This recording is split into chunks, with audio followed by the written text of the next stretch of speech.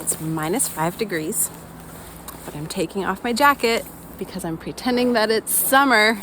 Our story of building a family compound homestead continues. In this episode, construction continues on our 2,000 square foot custom home with an oversized attached garage. We select interior and exterior doors, manage and make additions to our new orchard, and take a break from all of the work to enjoy some of our favorite locations within minutes from our home. We are Hidden Creek Family Ranch, a 3-generational family teaming up to build our homestead from scratch in North Idaho.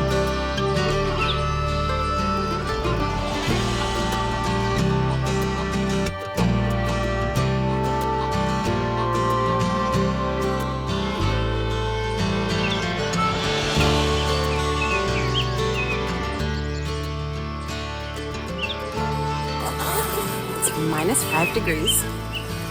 Taking off my jacket because I'm pretending that it's summer. No one will notice the snow behind me, will they? Will they? Will they know? I don't know. I'm not really sure about that. Got a truck pulling its Jake brake in the background.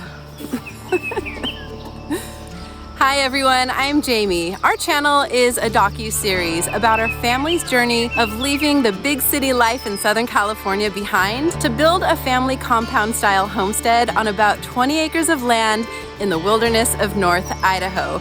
If you're just joining us here for the first time, be sure to check out all of our previous episodes.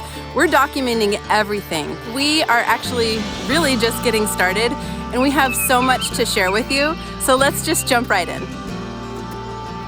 Sun.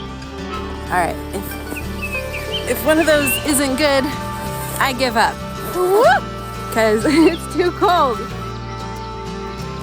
6 months ago, it was the middle of summer and 100 degrees hotter. Our construction crew was enjoying the weekend off, and the girls and I were headed down to water the orchard and show you our most recent experiment in homesteading. We don't have any type of irrigation system yet, so we're using this gas-powered water pump to pump water from the creek to the apple and nectarine trees we planted this spring. I just finished watering all of the trees in the orchard, and I wanted to take a minute to show you my very first step in beekeeping. So this is a mason bee house. Mason bees are different from honeybees. Mason bees are actually among the best of pollinators.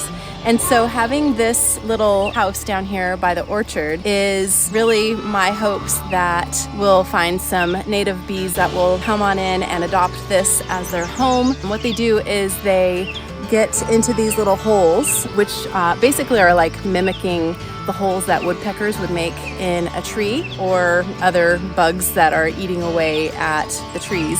So what they'll do is they'll burrow down inside of this and they'll lay their eggs. They need mud nearby, and it just so happens that we have a ton of mud. And what the bees will do is after they lay their eggs, they'll pack mud into this and basically protecting their eggs. The eggs will stay in here all winter, and then they will hatch next spring when everything is thawing, just when our apple trees are blooming.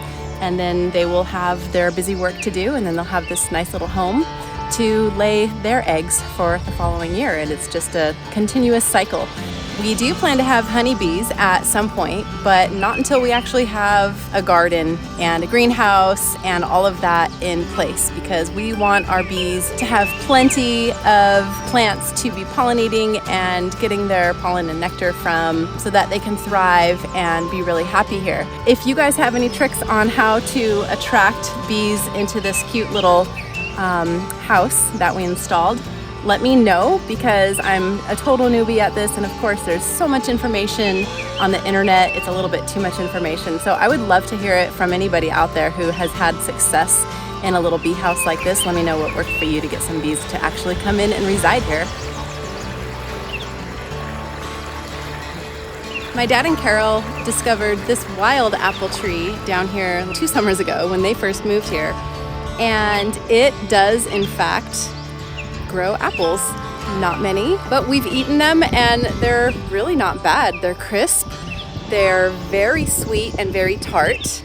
They're very small. I'm hoping that this little guy will start to thrive now that David cleared out a bunch of the alder, that was competing for the water and the sunlight and the nutrients in the soil.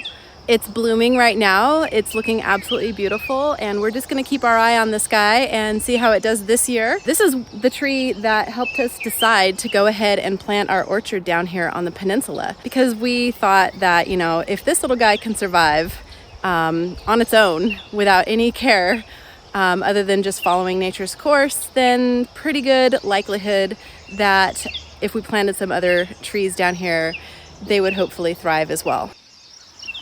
Planting an orchard and beginning the new endeavor of beekeeping are huge steps for us, and so is building a house. Fortunately, we have an excellent contractor and construction crew, and we learned a lot through my dad and Carol's experience of building their house the previous year. And because they turned out so beautiful and were far more affordable than stock or custom finished doors, David and I decided to follow my dad and Carol's lead in purchasing unfinished doors and finishing them ourselves like Carol did last year. So we made the 1-hour drive to the Ugly Duck Warehouse in Spokane, Washington to see if we could find the 18 doors we wanted for our new house.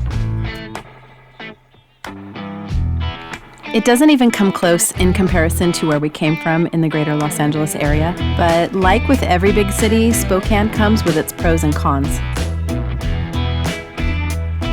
The destination is on your left. Ugly Duck. Arrived. Honey, I thought you were taking me to buy doors, not brooms and brushes. Brooms and brushes. What are we doing here? We're dodging hair weaves in the middle of the There was a weave on the ground back there. Where are we? We're in the middle of Spokane. We're in the city, you guys. We're in the city right now. We're in the Spokane hood. It is the hood here, for sure. Not really, no. Almost. I mean, come on. It's industrial. It's industrial. not home. Let's go check it out. Okay. Go find some doors.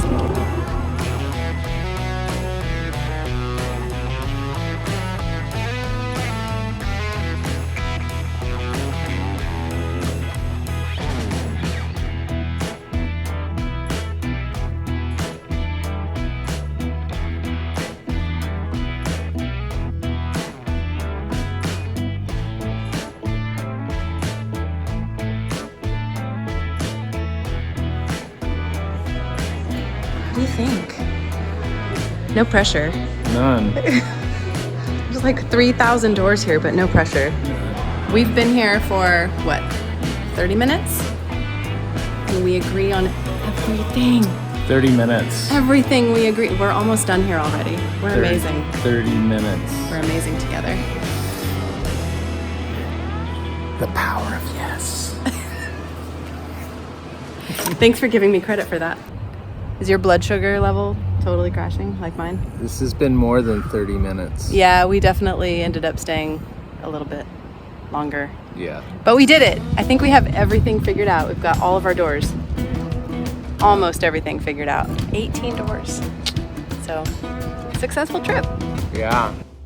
After spending the afternoon in the city, David and I were ready to head back home to our secluded little piece of wilderness in the country.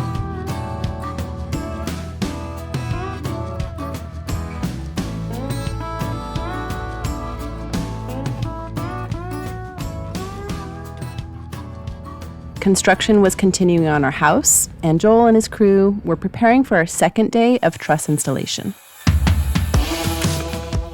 The crane is back for day 2.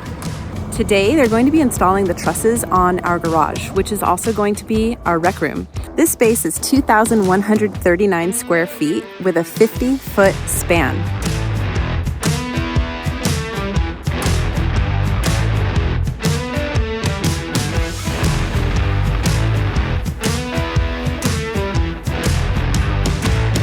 Considering the snow load that our roof will be bearing and the timeline that we're working with, custom designed and fabricated trusses were absolutely the most efficient way to go. Look what we came home to. Oh, wow. Trusses are complete. Well, oops, nope. Look at that. Look up there. They're not complete yet. We got the bones, but we don't got the fins. Yeah, we need the fins. It's like a whale is what it is. So the bones of the house are laid. It's pretty awesome. All the rafters are laid in. We just got to put in the cap tips on the top of the house. But we've got pretty much the outline, the footprint done. That's awesome. It's beautiful. Yep.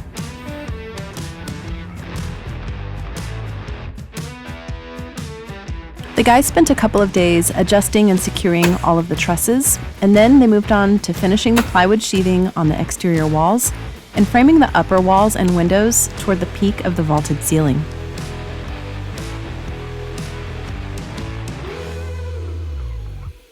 The plywood sheathing strengthens the house by tying the framing studs together, making the walls resistant to twisting and bending. It's an arduous process, but Joel and his crew are a great team, and they finished the 4 sides of the house in 5 days. Got it?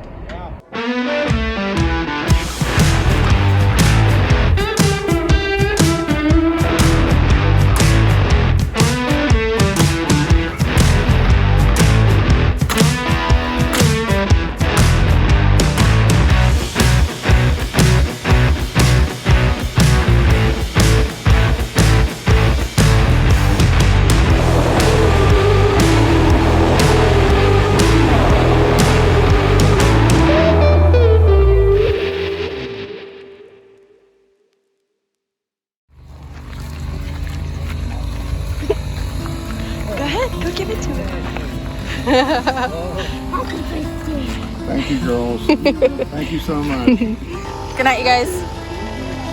Our home has been a construction zone for the past 2 months. But Alina is 9 and Isla is 7, and they only get a limited number of childhood summers. So we're doing our best to balance this huge endeavor of developing an entire homestead while ensuring that our children are learning and growing and thriving with parents who are present and committed to quality time together.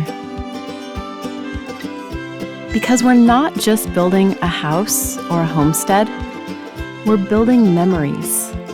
Our family memories of that crazy time when we left our old life behind to start over and build a better one. Alina and Isla's childhood memories. Memories of developing this property with my dad and Carol. And memories with family and friends coming to visit us as we're just starting out on this amazing journey.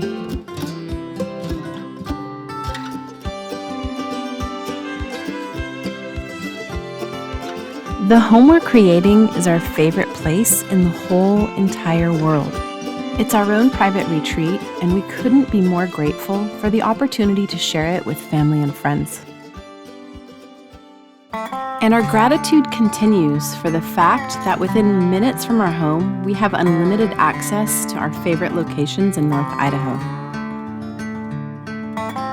So while we're placing a lot of emphasis on documenting the construction of our house, we're placing even more emphasis on embracing and enjoying the process and living our life to the fullest with immense gratitude for where we're at every step of this journey, and most importantly, who's on the journey with us.